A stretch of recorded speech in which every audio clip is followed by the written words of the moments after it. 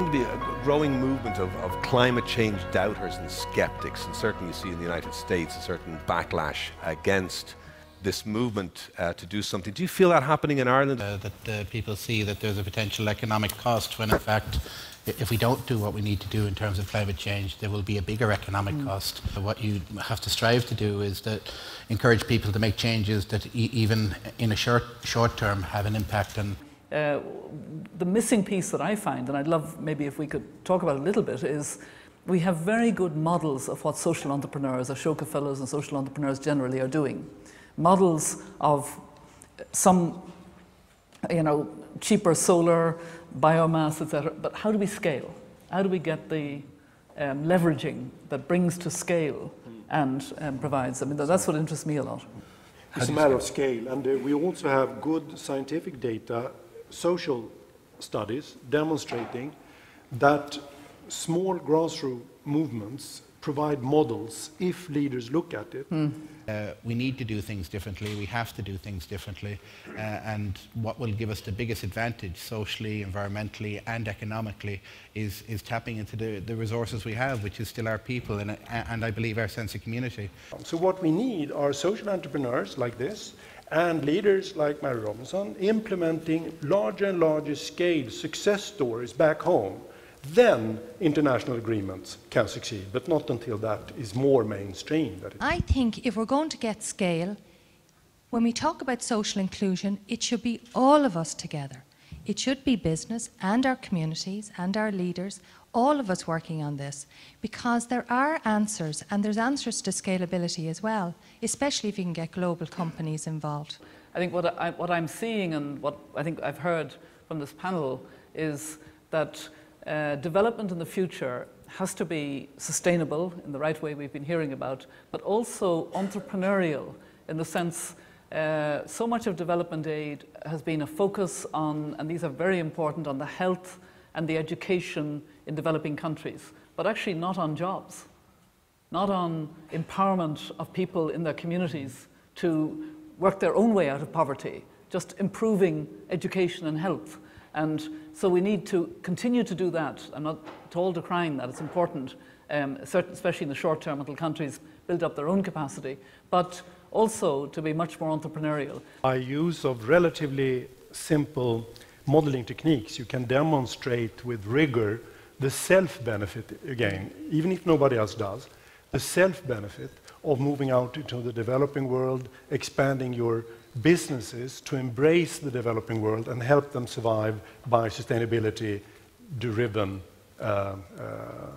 devices, services, and products. I suppose just to do what you do with care and commitment and good heart, and certainly my experience is that when you do that, there is an enormous amount of sort of serendipity that comes into play. The right people come along, the right ideas come along, the right resources come along, and it develops a whole kind of momentum. And before Ashoka addressed me, I didn't, for example, know what a social entrepreneur is. Yeah?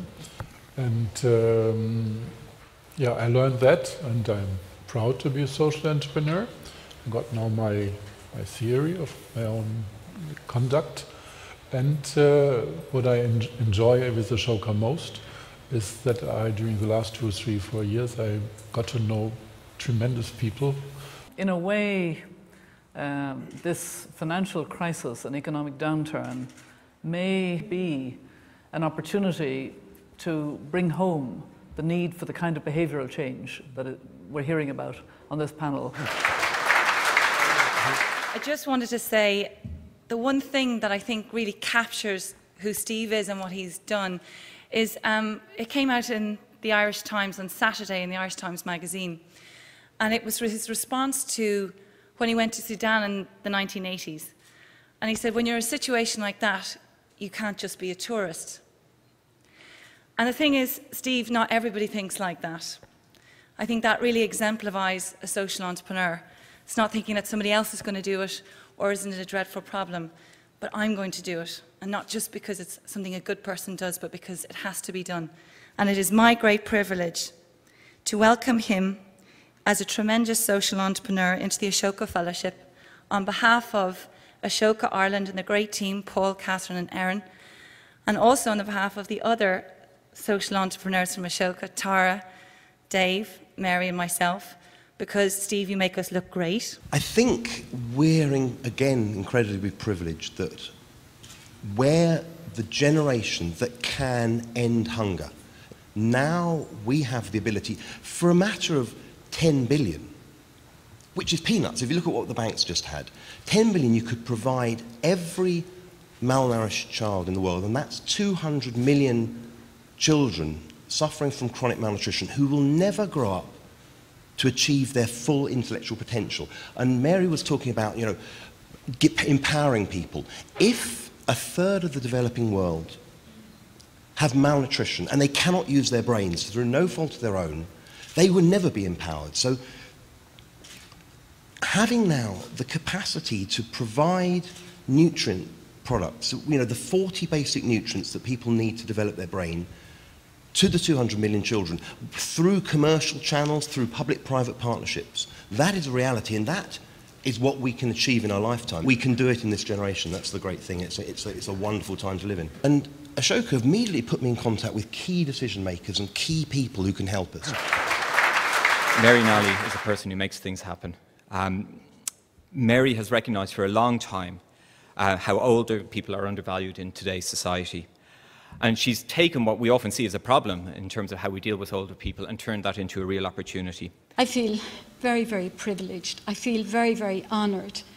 But I feel, that this award is really recognising what older people are contributing, what older people have to offer to society, and it's recognising that. We can make a difference, our older people. When you see that huge resource, that wealth of talent, that wealth of experience that our older people have to offer, we can be the solution to the problem. And just looking at issues, just looking at problems, and then just coming up with the solution, it's very, very simple.